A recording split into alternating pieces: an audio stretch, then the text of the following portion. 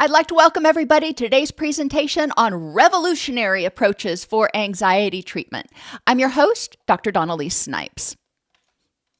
I don't know how revolutionary these are necessarily going to be. They are some things that we are starting to look at, but they are certainly alternatives to this typical cognitive behavioral therapy and take a benzo sort of approaches. In today's presentation, we're going to examine the root causes of anxiety symptoms and identify emerging treatments to address these issues. Too often, we look at a mental health issue as a one-size-fits-all. If you've got depression, we do this. If you've got anxiety, we do this. And what we miss, and this is one of the revolutionary things, what we miss is what's going on under the hood. Each person who has depression may not have the same symptoms. Each person who has anxiety may not have the same symptoms. And symptoms are what's causing the problem. And we need to look at what the person's symptoms are and what's causing those symptoms and address those issues. Anxiety, just kind of brief overview, is a sympathetic stress response. In our autonomic nervous system, we have the sympathetic stress response. That's our fight or flight, freeze, fawn, or flop. But that's our stress response. Our parasympathetic nervous system is our rest, digest, and repair. The way I remember it is our nervous system has sympathy for us when we're being chased by a lion and gives us the energy to run away. That's how I tried to remember it when I was in graduate school. When a person's nervous system detects that there might be a threat, it doesn't mean there is. It means there's some trigger or stimulus in the environment that told the person, hey, there might be a threat, whether it's a smell of smoke or a particular sound or whatever might trigger a memory of a time when they were in danger before. That can cause a person to have their sympathetic nervous system, their fight or flight response triggered. Well, that's great. In the short term, it's like when your smoke alarm goes off, it gives you energy to get up and see if there's a problem, and if not, turn off the smoke alarm. So when your nervous system detects what might be a threat, it dumps hormones and neurochemicals to give you energy and motivation to fight or flee, or fawn, freeze, or flop. And I include those because every time I say fight or flee, people add the other three. So I'm just going to include all 5 of them. But fawning is a way of fighting, if you want to think about it that way. If I fawn over somebody, please don't leave me, I'll do whatever because of my abandonment anxiety, that is a way I'm fighting. I'm trying to control the situation. Freezing is, in my opinion, sort of similar to fleeing. I'm just going to pretend you don't see me, and hopefully you'll go right on by. And then flopping is when your nervous system gets completely dysregulated and you just don't have the energy to even get upset about it. It's just like, whatever, forget it. I'm just going to lay down and get wet out here in this rainstorm. When you've determined, you, the human being using your prefrontal cortex, have determined the threat is gone or actually never existed, the parasympathetic nervous system, which is rest, digest, and repair, kicks in. Great system. So now all of those stress hormones, they can be reuptaken, and GABA and some of our calming neurotransmitters can be secreted so we can relax. Unfortunately, when people have been feeling vulnerable, stressed, or threatened for too long, the sympathetic nervous system becomes dominant. The sympathetic nervous system gets stronger, if you will, and the parasympathetic nervous system, which is driven in large part by the vagus nerve, becomes weak and has difficulty turning off the stress response. When our stress response is active, we persistently feel unsafe. So we're hypervigilant, we're tense, we're scanning. Think about how you would feel if you were a soldier in a foxhole. You pay greater attention to threats or perceived threats. So I'm not noticing the good things, I'm noticing all the threats. So it seems like my environment is much scarier and I'm much more powerless and unsafe than maybe I actually am. And I'm going to perceive events through what I call a threat lens.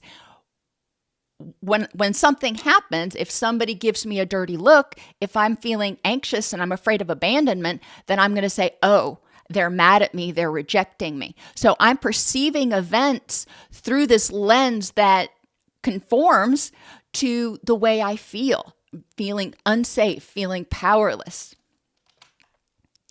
So let's talk about some of these anxiety symptoms, because in order to figure out the effective treatments, we need to understand the symptoms. And one of the first ones is being easily fatigued. When we're anxious, we tend to not sleep well. Think again, soldier in a foxhole. He ain't going to get really good sleep. So he may have difficulty falling asleep or staying asleep, or have restless, unsatisfying sleep. He doesn't actually get down into deep sleep.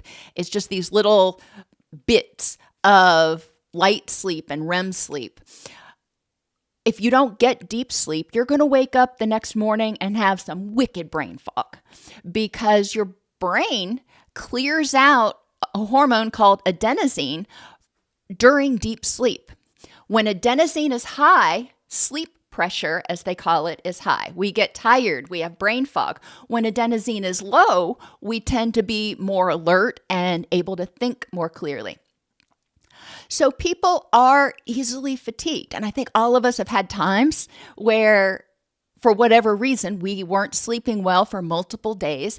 And you can kind of attest to how it was difficult to think clearly and how everything felt so much more humongous and overwhelming. People tend to feel restless, keyed up, or on edge, and hypervigilant. When I played tennis in high school, we would get in trouble, rightly so, if we were on the baseline standing flat-footed, because that means we weren't ready to spring into action. We needed to be bouncing on our toes. And the same sort of thing happens when we're hypervigilant and we're anxious. We tend to maintain those muscles in a position where they're sort of coiled up and ready to spring into action at any moment to keep us safe. So yeah, we're going to be easily fatigued. It's hard to sleep when you're paying attention, when you're scanning, when you're trying to figure out what's that noise, or when your muscles are tense. Irritability is another symptom of anxiety. Well, irritability is part of that fight or flight reaction.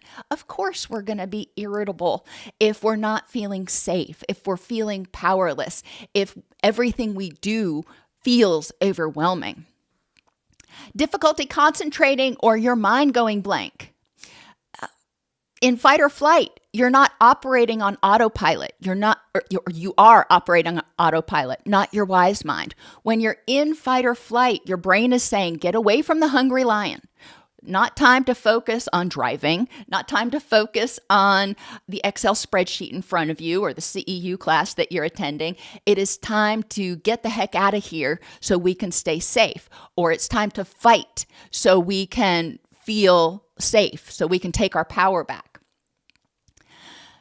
As I mentioned, sleep disturbances cause brain fog and make it more difficult to control intrusive thoughts and ruminations. That's a documented side effect of sleep deprivation. When people are anxious, what do they often have? Intrusive thoughts, ruminations, negative perceptions, difficulty thinking using their wise mind, fact-based reasoning, because they're in fight or flee. They don't feel safe.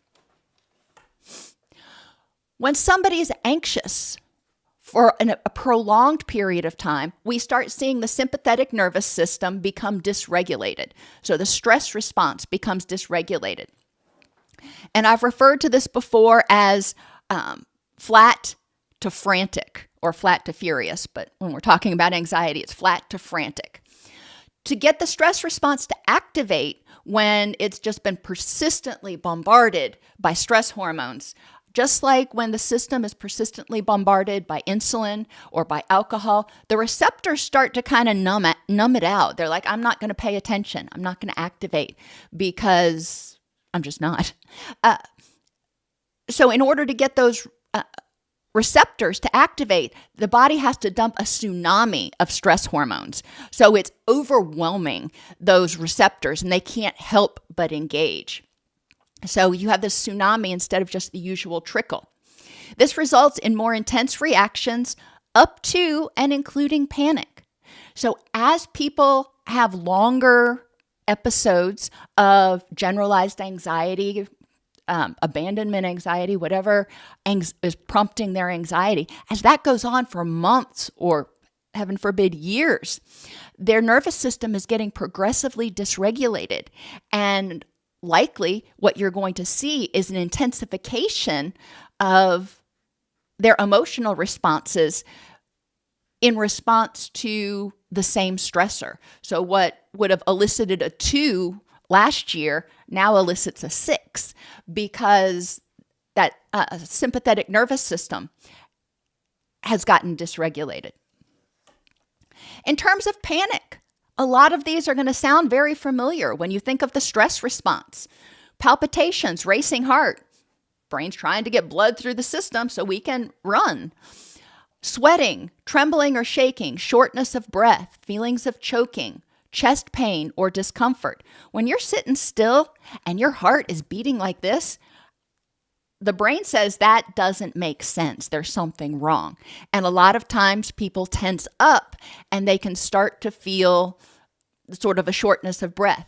The trembling or shaking can be a result of the stress hormones and the blood sugar. When we trigger that stress response, we trigger the release of blood sugar.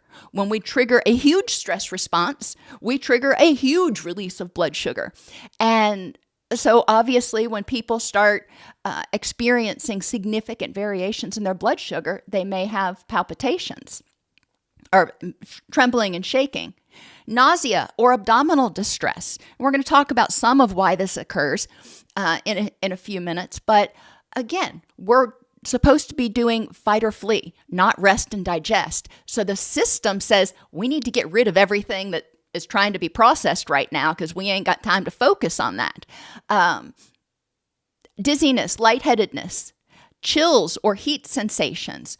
When your stress response kicks in, you're going to have a response. And if you have gone through menopause, for example, those hot flashes, that's actually your HPA axis, your stress response kicking in as a result of imbalances in hormones going, something's wrong.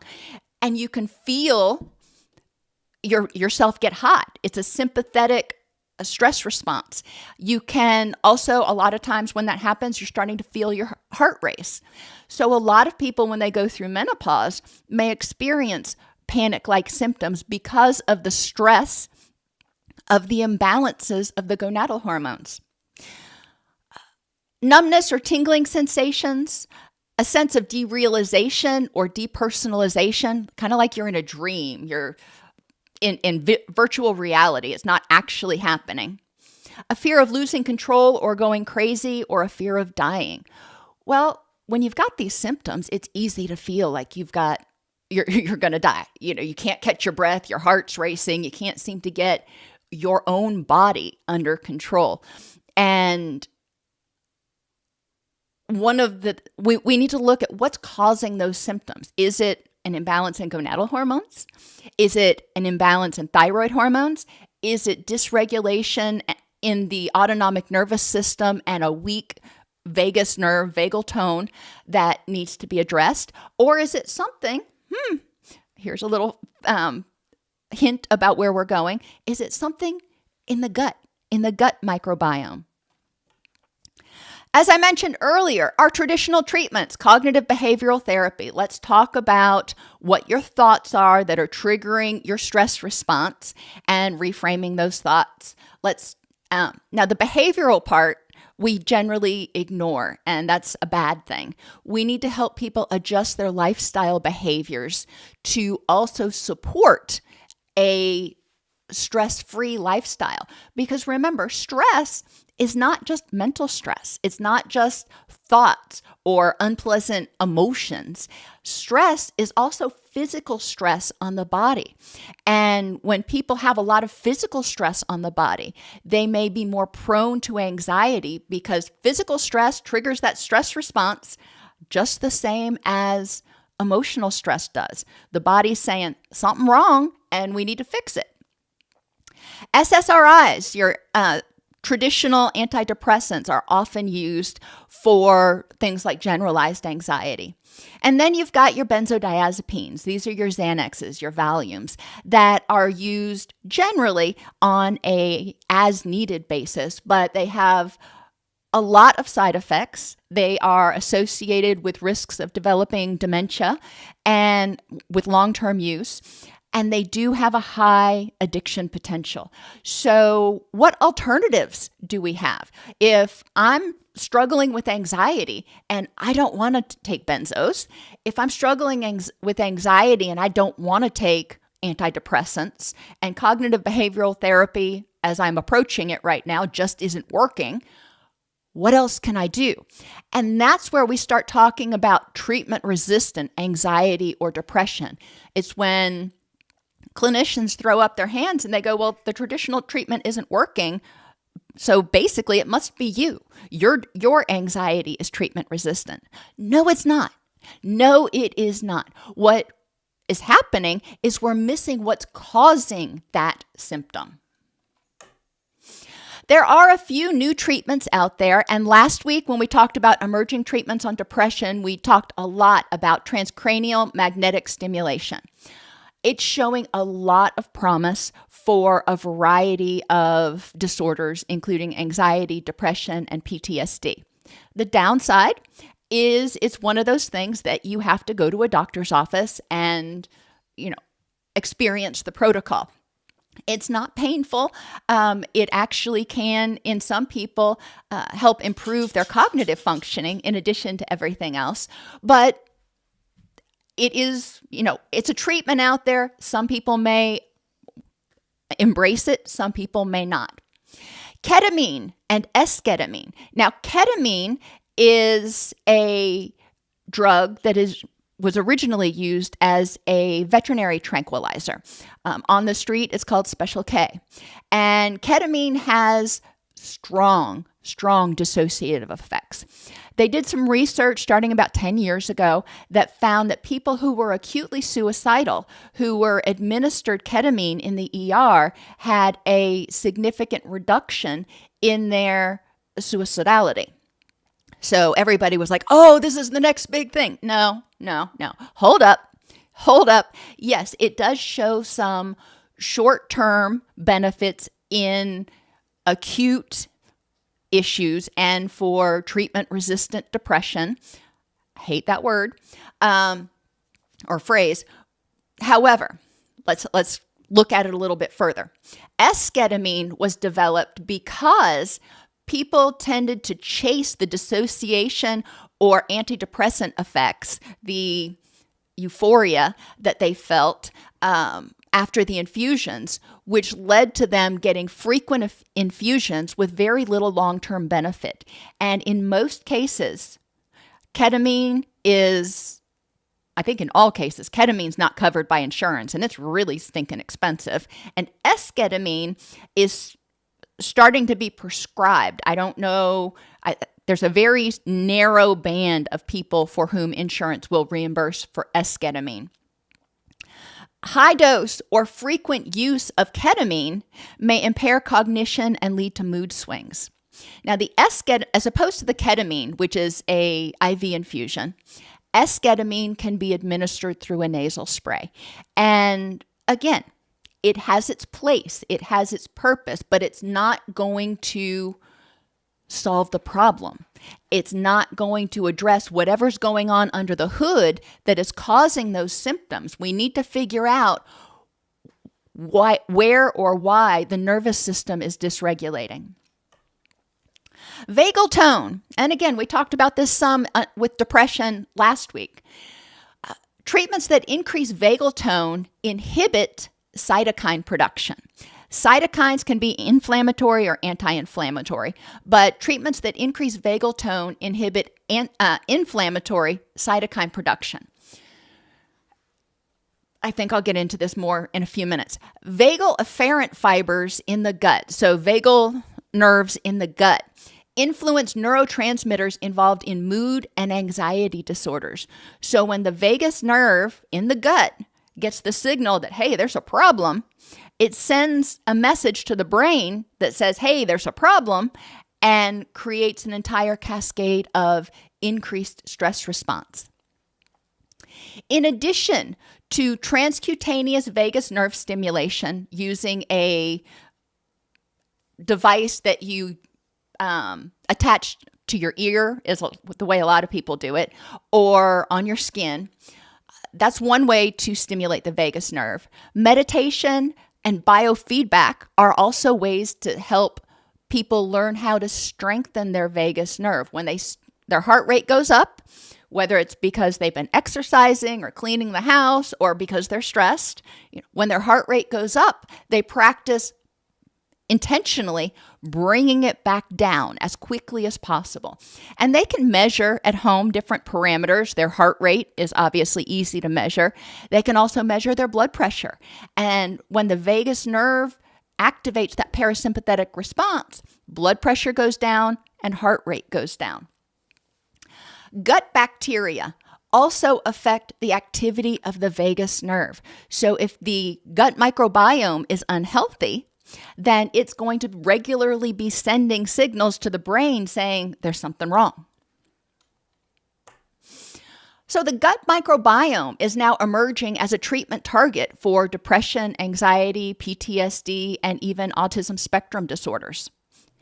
The microbiome influences mood and the autonomic nervous system. Our mood and our thoughts influence the microbiome. When we're stressed, then it triggers the stress response, which changes the environment and the composition of the microbes in our gut. When we are happy, we have a different environment and composition of microbes in our gut. When we're stressed for too long, then those pathogenic, if you will, microbes tend to multiply and become dominant in our gut, which makes it harder, again, just like the parasympathetic nervous system has a hard time turning off the sympathetic nervous system, the changing of the guards, the switching of the microbes that are working becomes much more difficult because there are more pathogenic or stress microbes than there are relaxation microbes. This bidirectional communication between the gut and brain is managed by the endocrine system, hormones, the immune system, which helps regulate inflammation, the autonomic nervous system, that stress response, and the enteric nervous system, the gut, and the nerves that are in the gut that say things are going well or, I've got dyspepsia. The gut secretes peptides. Now, so this is interesting. We've got the microbes, but then the gut also secretes peptides, which are basically amino acids, but which play a crucial role in regulating immune responses, microbial diversity, so which microbes are actually thriving and multiplying in the gut barrier integrity, so when the gut microbes do their job, the byproducts, the toxins, the waste goes out of our system and doesn't leak out into our bloodstream. So we want that gut barrier integrity to maintain itself. And neurotransmitter production. Last week, we talked about how the gut produces more than 90% of our serotonin, a whole lot of our dopamine, and that is then dispersed through our body.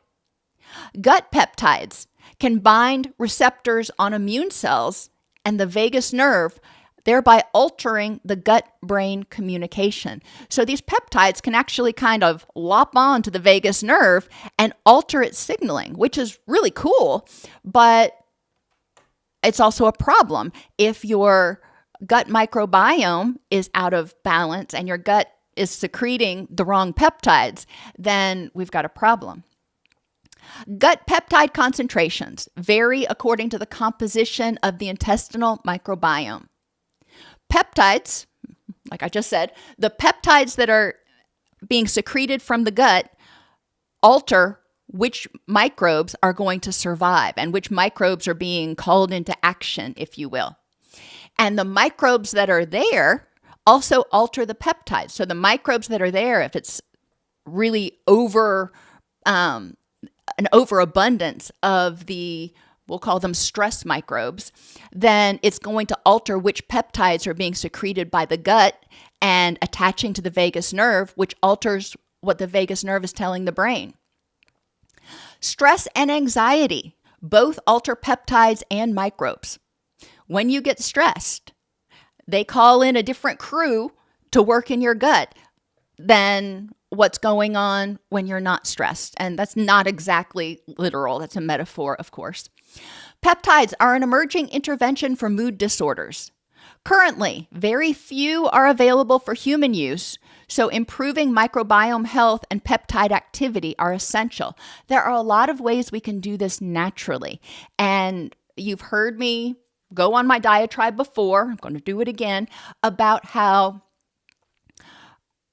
some of the supplements that are available online may not be the healthiest for us. Because, for example, if you take a megadose of magnesium, if you're deficient in magnesium and that gets you into the good range for you, then great.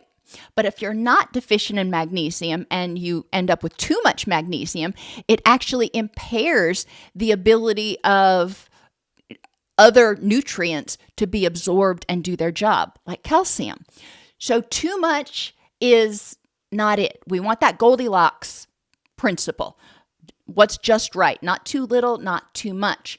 Peptides are the same way. We can take peptides, and in some cases, research is showing that, yes, they're effective, but they have some unpleasant side effects. And some of those side effects can potentially cause immune system disruption. And they're hypothesizing, they haven't done a whole lot of studies yet, but it also could lead to cancer, because some of the peptides say, hey, cells, don't destroy yourselves. Even if you are, malignant, don't destroy yourselves. And we don't want that. We want the body to destroy the malignant cells and to maintain the healthy cells. So let's talk about some of these peptides. We have all heard, I think everybody by now, about GLP-1, glucagon-like peptide, which is in Ozempic and some of those other medications that people are flocking to, and that the medical establishment is starting to say it treats everything. You can use this for everything almost. And that makes me scratch my head when they start so quickly saying, well, it can be used to reduce alcohol cravings. It can be used to reduce anxiety. It can be used to reduce weight. It can be used to reduce insulin resistance. Okay, let's back up and figure out what's going on. And let's also consider what else might be going on. However, GLP-1 is a peptide we have, and it's one you can enhance naturally. It helps reduce inflammation. It helps improve sleep. When we are not chronically stressed, our body is better able to reduce inflammation. When we have inflammation, our body registers that as a stress response. When we have that stress response, then we're already primed, and it's going to be easier to trigger an anxiety response.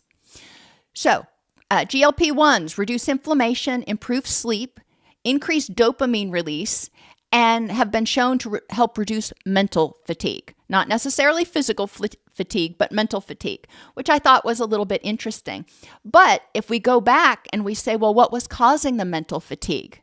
Was it because the person had inflammation in their system, so their stress response was staying on and they weren't getting adequate quality sleep? So when they woke up, they weren't feeling rested, and then everything felt overwhelming. which was that mental fatigue. So you can see how there's a lot going on under the hood. Peptide YY regulates satiety, gut motility, inflammation, deep sleep, and modulates dopamine and serotonin signaling. So peptide YY is another great one that we really want to have in our system and, functioning well. And I'm going to tell you how to increase these in a couple of minutes. CCK, cholecytokinin, is an anti-inflammatory, enhances sleep, reduces anxiety by increasing GABA release, and reduces fatigue, anhedonia, and irritability by altering dopamine receptor sensitivity. Remember, dopamine is our motivation chemical. It's our I want to do that again, or I want to do that, period, neurochemical. So when dopamine is low, we tend to feel tired, sluggish, unmotivated, anhedonic. GABA is our natural calming. It's our natural Valium. And when our GABA is increased, when that parasympathetic nervous system kicks in, then anxiety goes down. That's the entire function. Well, not the entire function, but that's one of the main functions of GABA in our system. So we recognize, again, that by reducing inflammation and improving sleep, there's less stress. And when there's less stress on the body, then the parasympathetic nervous system can kick in and we can turn down that stress response. We can increase GABA and reduce some of the stress hormones. Ghrelin. A lot of people think of it only as your hunger and satiety hormone, and your hunger hormone. It regulates dopamine and serotonin, promoting deep and REM sleep and improving energy, mood, and motivation. It interacts with the suprachiasmatic nucleus, which helps regulate circadian rhythms, and suppresses an overactive HPA axis, which reduces cortisol and inflammation that contribute to stress and emotional dysregulation. Do you sense a theme here? Most of these improve sleep and help regulate neurotransmitters so people can be less stressed, so cortisol can do its job, and we produce less inflammatory cytokines, and that produces an improvement in mood. Chronic stress increases cortisol. That's one of our main stress hormones. So chronic stress increases cortisol, which blunts Ghrelin's HPA axis suppression and amplifies hunger signals. So when we're under stress, the Ghrelin is not able to blunt the HPA axis as well. When cortisol is high, Ghrelin loses its ability to suppress that HPA axis. And it also, again, amplifies hunger signals, which is interesting. And it can be correlated a little bit with, why people want to eat when they get stressed. One of my favorites, oxytocin, our bonding hormone, but it does so much more. It is a huge, huge part of our anti-inflammatory toolkit, if you will. Oxytocin reduces cortisol, which promotes deep sleep. So you're clearing out the adenosine. You're going to be able to relax enough to get that deep sleep. And it improves the sensitivity of glucocorticoid receptors, which reduces inflammation. As I mentioned earlier, when we're chronically stressed, the body is sending cortisol out constantly. So the receptors become less receptive, less sensitive to cortisol. And when those glucocorticoid receptors are not responding to the cortisol, then we start to see increased inflammation.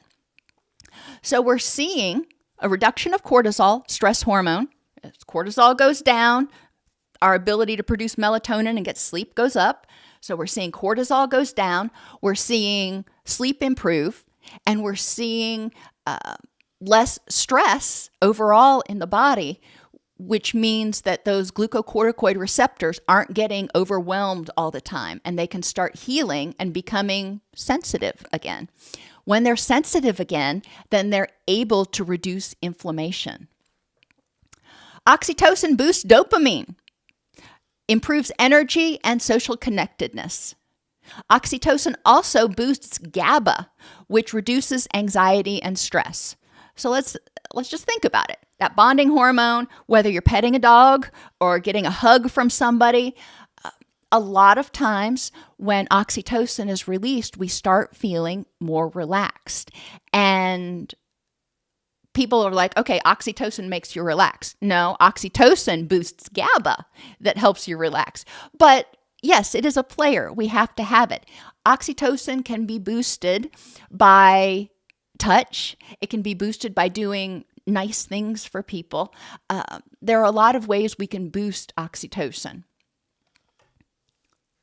So how do we increase these peptides naturally without trying to figure out if there's a way we can manage to get them even though they're not actually labeled for human use? Don't do that. Increase fiber. Prebiotics are insoluble fibers that are used by gut bacteria for fuel. Potato starch, it's one of my favorites. I use potato starch instead of cornstarch to thicken sauces and things. So that's one easy way to get insoluble fiber. Oats, green bananas, not sure I'd recommend that one. Legumes, and inulin. Inulin is found in a lot of protein bars, but it's also very high in chicory root. If you drink a lot of chicory tea, you may notice if you drink too much, you start getting, kind of an upset stomach. That can be your body saying, okay, too much inulin here. Inulin can cause digestive upset in large amounts, but in small amounts, it is really useful for feeding those gut microbes. Now remember, microbes are infinitesimal, so you don't need a whole bunch to feed them. We also need to increase soluble fibers from fruits and vegetables, things that you actually have to chew, not your juices, your apples, your celery, your broccoli, great sources of fiber. Probiotic strains, Lactobacillus and Bifidobacterium species, have been found to alter the vagus nerve signaling in the gut. And part of that is because as our probiotics take over, as our good microbes take over, it alters which peptides are being released by the gut nervous system and which signals are being sent to the brain. B. longum, and when you see a B period and then a name, it stands for Bifidobacterium and then the specific type of Bifidobacterium. With L, that means Lactobacillus and the type. And then bacteroids fragilis.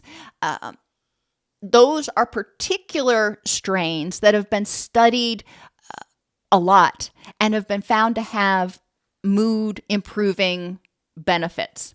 You can get these probiotics in fermented foods like kefir, yogurt, especially Greek yogurt, sauerkraut, kimchi, brine fermented pickles, not the ones that are fermented in vinegar, in brine, which is salt water, miso, and tempeh.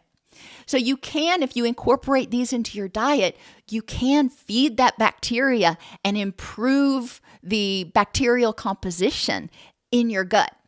There are probiotics for sale online, but it's important to make sure you know what you're getting. And a lot of them will include other herbs and various things, which may or may not be contraindicated with any other medications you're taking. So read the label. Always read the label. And yes, just like everything else, it is possible to get too much of any one of these. Omega-3 fatty acids. We want to get those from your fatty fish, from your olive oil, avocados. They help reduce gut inflammation and enhance GLP-1 receptor sensitivity. So, double whammy. It is reducing inflammation and helping to promote that GLP-1. Consume polyphenols. Those are the some of the chemicals, if you will, that are found in really colorful fruits and vegetables, berries, dark chocolate, and most colorful fruits and vegetables. Your oranges, and not the fruit orange, but your orange foods like carrots and sweet potatoes don't have as much in the way of polyphenols as your berries and your chocolate, your blues and your blacks and your purples. Tomatoes have a chemical in them called lycopene, which is a very powerful antioxidant, but it's not technically a polyphenol. So have a range of foods, at least 3 colors on your plate at every meal. Magnesium-rich foods like dark leafy greens and pumpkin seeds help balance that gut microbiome. And you can get, if you pay attention and you eat whole foods, you can get all of the vitamins and minerals you need through healthy organic foods. And vitamin D plays a critical role in regulating gut peptides, oxytocin production, immune function, inflammation, HPA axis regulation, and influences circadian rhythms. All of these things affect the gut peptides. So if you're having difficulty, maybe somebody appears to have, a lot of inflammation, maybe they're petting their dogs all the time and they're doing whatever they can to increase their oxytocin. But if vitamin D is not available, then the body has a hard time making everything work. We need all of the ingredients. So making sure people are getting enough vitamin D. Older people often cannot synthesize enough vitamin D from the sun because their skin is thinner and they don't manufacture it as well, if you will. And those of us who are living at higher latitudes, I think, also often suffer from not getting enough UV light to process enough vitamin D, which is why a lot of our dairy products are enriched with vitamin D. And many times doctors will recommend to people to take a vitamin D supplement. Vitamin D is one of those things they test for in a full blood panel. So it should be a no-brainer when you get your annual physical to determine, is my vitamin D level where it should be for me? Intermittent fasting is another approach in addition to eating healthy foods, making sure you're getting the right vitamins and those sorts of things. Intermittent fasting itself increases beneficial gut bacteria, particularly Bifidobacterium and Akkermansia, which enhance gut barrier function and lower systemic inflammation. Well, that makes sense. If the toxins aren't seeping out into our bloodstream, we're going to have less systemic inflammation. It also increases Parasiturella, a key microbiome modulator linked to improved gut integrity and neurotransmitter balance. Back to that gut integrity. It also reduces pro-inflammatory cytokines, which contribute to anxiety and neuroinflammation. It enhances vagus nerve stimulation, promoting parasympathetic activity and reducing anxiety. One of the things we need to look at with intermittent fasting for a lot of people is, for a lot of people, number one, start gradually, but don't go too long. You don't need to overdo it. 12 hours is generally where most people start. So they eat dinner, finish eating dinner at 6 p.m., and they don't eat again until 6 a.m. That's the minimum for intermittent fasting, but that'll do the job. A lot of people will push that window up, so they're fasting for 16 hours and they're only eating for 8 hours. But if going that long between meals causes people additional stress, then it's not what we want to do. If it makes them hangry, that's not what we want to do. So encouraging people, if they're going to do intermittent fasting, of course, to talk to their doctor, and especially if they've got diabetes, intermittent fasting can be helpful, but it needs to be done correctly and carefully. Intermittent fasting also increases microbial metabolites, which enhance GABAergic and serotonergic signaling in the brain. When people are going through intermittent fasting, then the gut microbiome actually produces more product, if you will, and those products that are being produced enhance GABA and serotonin. Intermittent fasting increases GLP-1, which enhances dopamine and serotonin release, enhancing mood stability.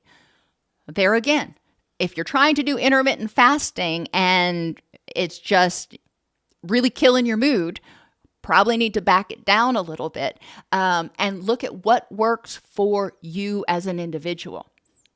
Intermittent fasting reduces HPA axis overactivation, lowers cortisol levels and anxiety. And when that happens over time, it's going to reduce inflammation because the glucocorticoid receptors are going to become more sensitive again and better able to control that systemic inflammation. Intermittent fasting modulates appetite and metabolism, reduces blood sugar spikes that contribute to stress and mood swings.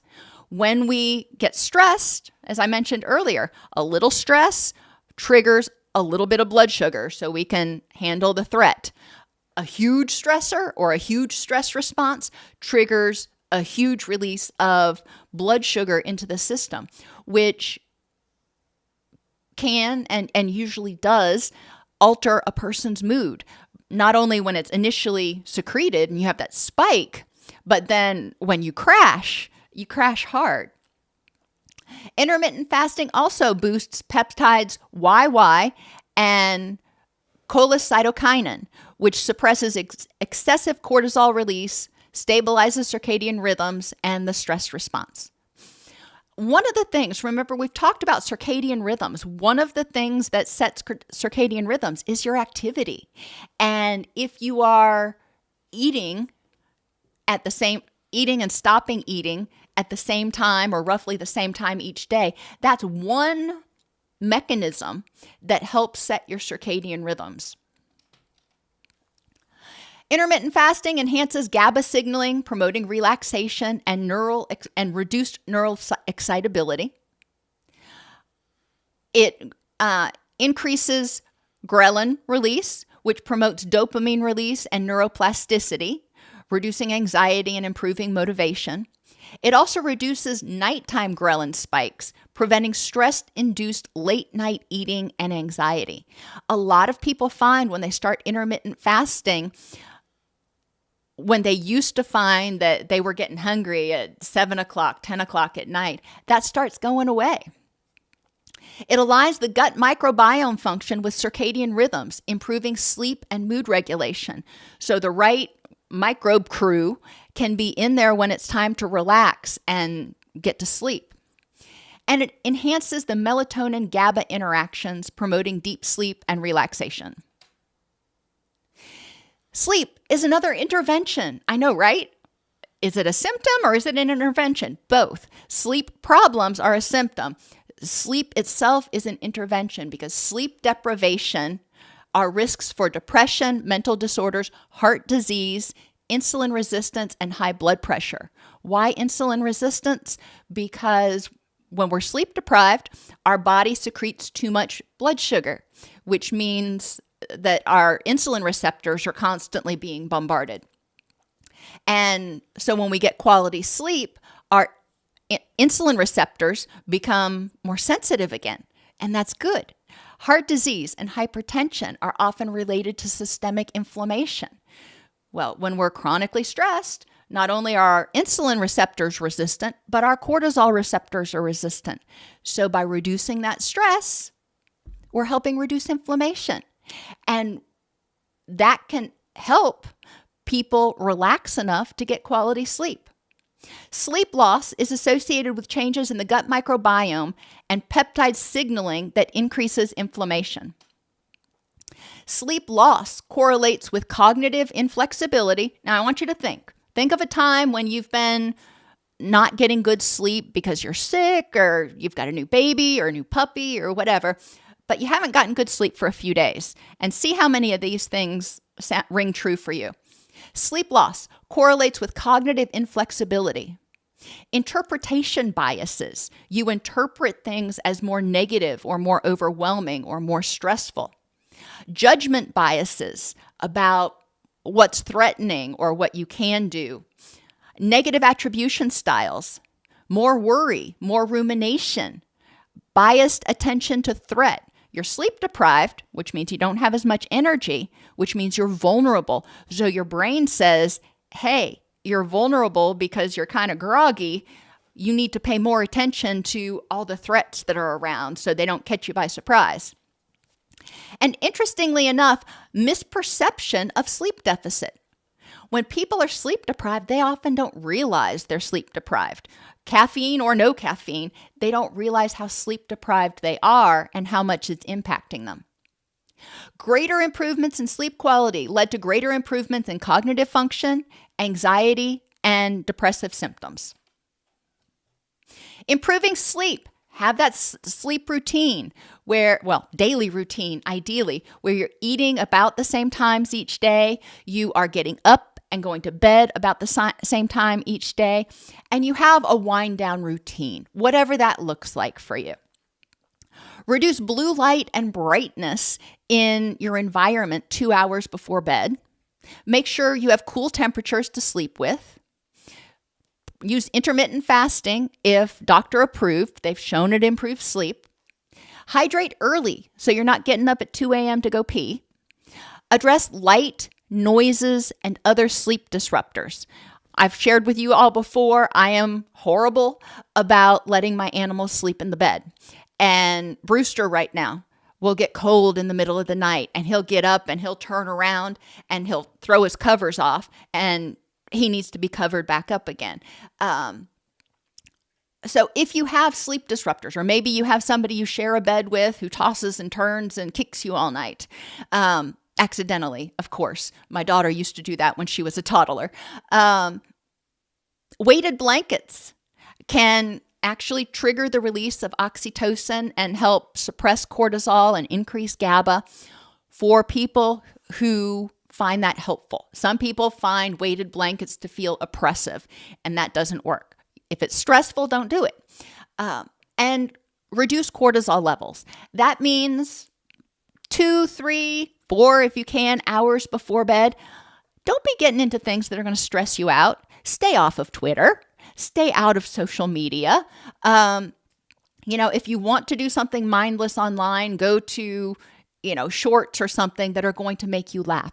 But stay away from something that's going to trigger a cortisol spike. Sadly, there really aren't a lot of new non-pharmacological treatments for anxiety that are even currently under investigation in my research in PubMed. The current standouts of emerging treatments are much more holistic in nature instead of necessarily addressing specifically the anxiety thought or the particular stimulus in the environment that triggers the anxiety. We're starting to look at healing the nervous system and healing the body so it can better respond to stressors.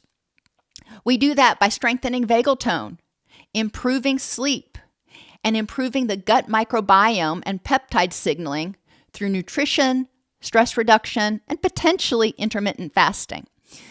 And then, of course, as I mentioned, transcranial magnetic stimulation is cutting edge, if you will. That is one that's out there that they're showing a lot of promise with. And it's nothing like the old electroconvulsive therapy, nothing like that at all. It's a very benign experience.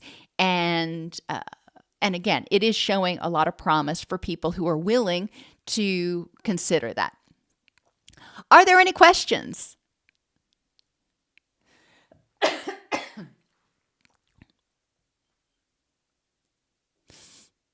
Adriana's right. Antibiotics do kill both harmful and beneficial bacteria. They go in and just wipe them all out. So you've got those microbes in there, and the antibiotic will go in and wipe out either gram-negative bacteria, gram-positive bacteria, or all the bacteria. And they've shown that people who take antibiotics have a disrupted microbiome up to 2 years after taking antibiotics, which I think is just mind-boggling. And definitely, somebody points out that they are eating a plant-based diet that's high in polyphenols, and they're still having trouble sleeping. So my question would be, okay, what else is going on? What else is going on under the hood that might be contributing to sleep disruption? And just starting to get really curious about whether it is racing thoughts, whether it is gonadal hormones or thyroid hormones or circadian rhythm disruption. There are a lot of things that can happen that cause stress on the body, which is going to make sleep difficult. And then when sleep becomes difficult, everything else seems more difficult, and it's this negative downward spiral.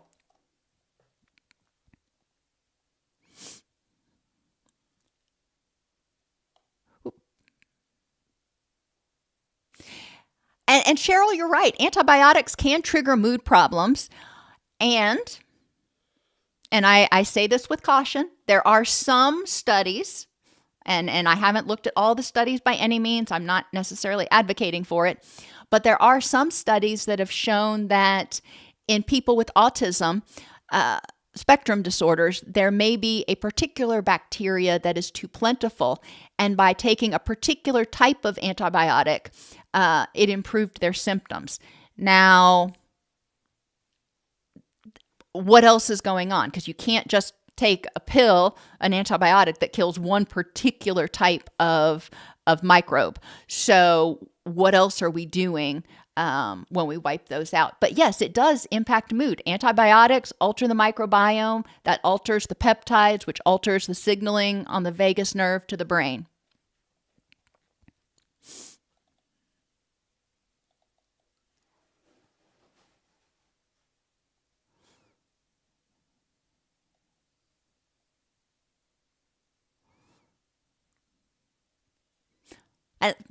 So great discussion you guys had in the chat room. I'm just reviewing some of these.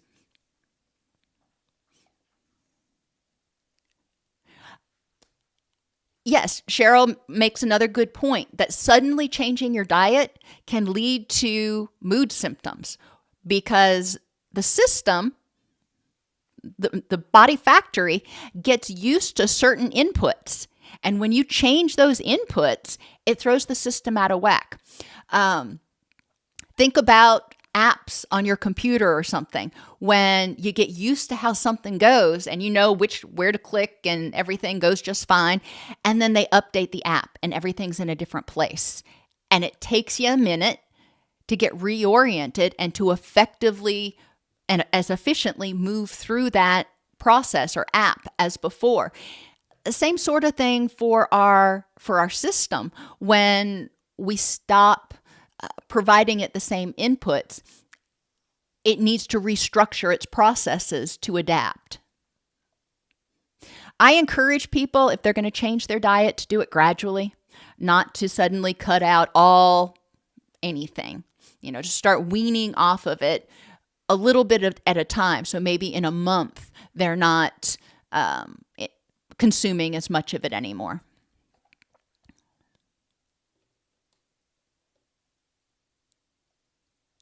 Thank you so much, Michelle. I am glad you enjoy the videos. Brewster, come here. Come here,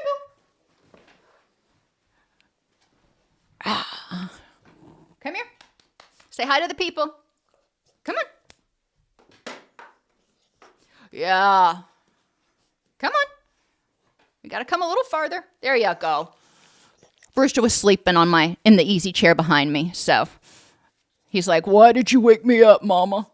But this is our Boo Bear, and he's still doing pretty well. He doesn't know he's sick, so that's all we can hope for at this point. I do appreciate everybody being here and look forward to seeing you next Wednesday.